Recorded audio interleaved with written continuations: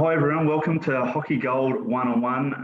My name is Nick Kerber and today I have the pleasure of catching up one-on-one with Hockeyroos midfielder Meg Pearce. Meg, is that, hello for starters, and is that right? Are you a midfielder or are you a defender, or what's your preferred position? Yeah, look, I switch between the two. So, love playing all of them, but haven't yet decided on which one I prefer best. Oh, good. Well, that's a nice way to be. Yeah, definitely. Adaptable. That's it. Yeah.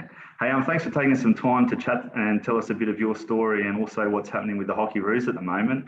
First thing first, tell us where you and the Hockeyroos are at the moment. I believe you're in a training camp. So can you fill us in a bit about where you are and what you're up to? Yeah. So we're currently in Darwin. We've done about 3 days here so far, and we'll be here for another week. We're doing a few things. So we're practicing acclimatizing to temperature here, and we're doing like a few little, not challenges, but tests to see, how our body changes and adapts to temperature, and then how our internal temperature changes and adapts with different cooling techniques and things like that. So it's been a really great start so far, and hopefully it gets a little easier in the heat the longer we stay here.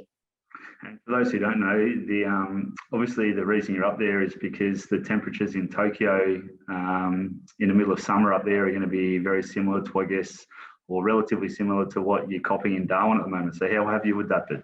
Yeah, so it's definitely been a unique challenge. I definitely, every day gets a lot easier. The first day was horrific, and we've built in. I definitely prefer the windy days, cools you down a bit. But yeah, it's been a different challenge. Like, it's one thing to run out on a field and play a game, and then it's another thing to do it in heat. And I guess it's a really good opportunity for us and something that we can continue to develop on. And how has it been amongst the group? Have you been able to, I mean, we can probably talk hockey for hours, but have you been able to go out and see any of the sites or enjoy any of what Darwin's got to offer? Yeah, so we do a little bit. We all go out for coffees in the mornings, which is nice, but we haven't gone to rural yet. So tomorrow we have half a day off, so we'll head out to either Litchfield or we'll go and watch the crocs jump, so just to sightsee a bit. But yeah, eventually we'll get there, hopefully a bit more as the week goes on. Yeah, nice one. We'll just stay away from those croc-infested waters. You don't want to be on the front page of the NT News today. Oh, definitely not. You were there for a training camp because it's 3 months, less than 3 months to go until the Olympics. It's getting closer. How are you feeling about it? Yeah, I think everyone is really excited. The hype is definitely around, and I feel it's really, really good opportunity because we strengthen our connections together on and off the field. So we get to move the ball better, practice different techniques, improve corners, just do little structural changes to then hopefully get us the best outcome when we get to Tokyo. You come into the squad at a really, I guess, intriguing and interesting time off the back of COVID, where there was hardly any internationals last year. I mean, you're in a Hockeyroos squad, but you haven't been able to make your debut yet. What's that like coming in as a new player, but I guess not knowing when your next international is going to be, and sort of having, the pressure of an expectation of having to try and vie for a spot in the Olympic team? Yeah, I think it really changes your perspective to being about the process rather than the outcome, because games aren't happening now. You take a step back and you look at, okay, how can I be best today, and how can I be best in a month from now? And so, yeah, there's no, international games going on, but at least we do, get to work together and develop. And then with that extra year, it makes us another year stronger to then go into Tokyo Olympics. So it's definitely a unique experience, but one that, you also learn to thrive in. I don't want to put the microscope on you too much, Meg, but have you noticed in yourself how you've improved or developed even since you joined or since you moved over to Perth with the Hockeyroos at the start of the year? Yeah, I think it's hard to not improve when you come into such an amazing group with incredible caliber. And so I think it just forces you to step up slowly, understand, new structures, new press, new techniques to do things, and then take every day is a new opportunity to get better. And if you, actively choose to take them, then you will improve. And so I think, there's the subconscious approval, and then there's the conscious decision to also improve. This is, I guess, this interview is about getting to know a bit more about you. I mean, maybe away from the hockey field. So, can you take us, I guess, back to the start of your journey, not just as a human being and a hockey journey, but I mean, where it all started for you? Yeah, so I started playing hockey at Doncaster Hockey Club, Yep. and I started when I was like 6 or 7. But it was just because my sister was playing at the time, and then my dad used to play, and so yeah, he And that's played in for the what? east. For people who don't know, that's in the eastern suburbs of Melbourne. Is that right? Yeah, that's right. Very So good. he started. So my sister started playing because that's what Dad did, and so Dad was like, "Well, I'm going to the hockey field. I might as well join in." So I jumped on the bandwagon as well when I was old enough. I played, a variety of different sports, and then eventually just fell in love with hockey and the group of people that I played with. And I played because it was fun and it was quite a family orientated club, which was the best. Yep. And then I played with those same girls the whole way through until I was maybe 20, and then I relocated to Queensland. But in that process, it was a lot of development, a lot of understanding the basics and trying to do them really well. And then, I entered the VIS and did all of that kind of stuff, worked with some pretty amazing coaches.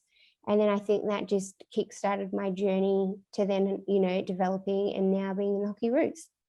You wrapped that up in a pretty good nutshell. I was expecting you to elaborate a lot more than that, Meg. So I'm going to try and pick it apart a bit. All right, go for it. Well, first and foremost, I guess, what was and what is the thing that you love most about hockey, of why you played it, what was your sport of choice growing up, and why you're still so invested and loving it now? Yeah. So I think what really inspired me was the people that I played with. Like at Doncaster, I grew up, with 10 of my best mates all playing together. And I think, although I love hockey, it's also a lot about the community that you're in. And, every day or every few days, you'd rock up and you'd hang out with your best mates, and it was a forced play date almost. And so I think, that really kept me engaged in the sport. And then as I got older, I think I never lost that passion for people. And so I still had, a lot of similar friends from Doncaster Hockey Club that then I was playing with when I got to the, state level VIS. And I just, it was still the same thing. You hang out with your best mates and you do that every day. And you also, get to live a fit and healthy lifestyle as well. Doncaster must have been a big part of your development, and we won't harp on too much about your local clubs and things, but Doncaster they're obviously very proud of you and have been a big part of your hockey growing up and this sort of thing. Do you still keep in touch with anyone there? And do you have any vivid hockey memories of that sort of stick out in your mind, or good stories that you can think of when you were playing when you were younger? Yeah, so I'm definitely fond of Donny, and I definitely have a lot of friends there that I'd still talk to. Yeah. And I guess being in Perth, it's a little bit further away, so it's not like you just rock up and say hey anymore.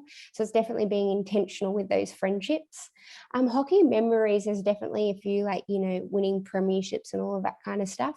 But it's also just the fun times that you have hanging out with people off the field. So, on Thursday nights, we used to all have toasties together and would sit down, and it just made it a real community feel. And I think that's what I really loved. And it was that time to engage with people off the field. And then, like, going up to state level as well, I have the best memories of me and my sister playing under 21s together and winning that, and just, that moment of giving, my dad a hug after and being like, it was so cool that we got to do it together as a family. Did you and your sister push each other a lot? Do you think that sort of helped you in Oh, terms 110%. Me and my sister, I guess we went, through club together. So we were both at Doncaster, and then she joined the VIS before me, and I, wanted to hunt her down and be as good as her. And then, we did under 21s and AHL together, or the old hockey one.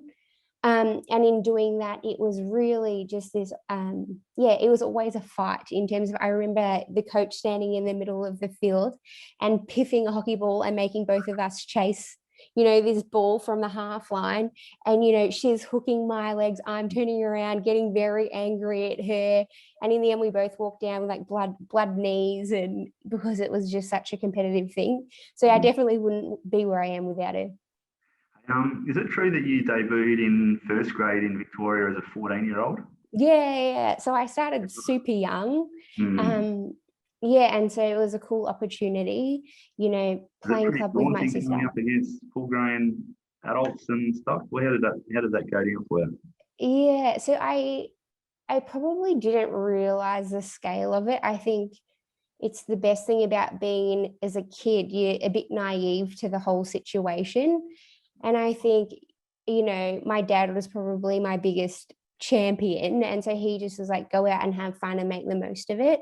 And then Mm. playing with my sister, you know, if I got hurt, she'd come and help me. So I always felt super supported. But yeah, probably more daunting. And then having that naive side of it made it easy.